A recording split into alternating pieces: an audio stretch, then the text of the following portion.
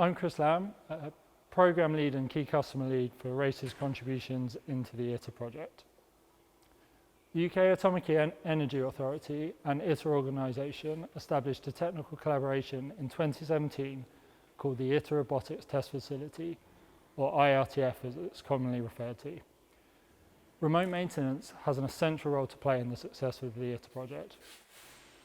When nuclear operations begin, it will be impossible to modify plant, to conduct inspections, or replace or repair components in activated areas other than by remote means. This means a multitude of vast and interacting remote maintenance systems with an array of technical and operational challenges.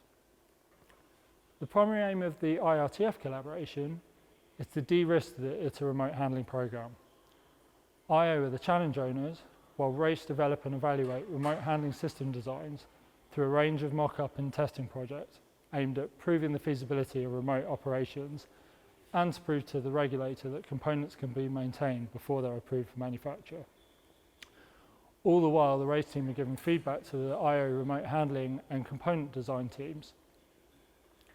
The IRTF programme currently has several projects at various stages involving a number of technologies and engaging with a wide supply base, all with the aim of de-risking the ITER remote handling programme.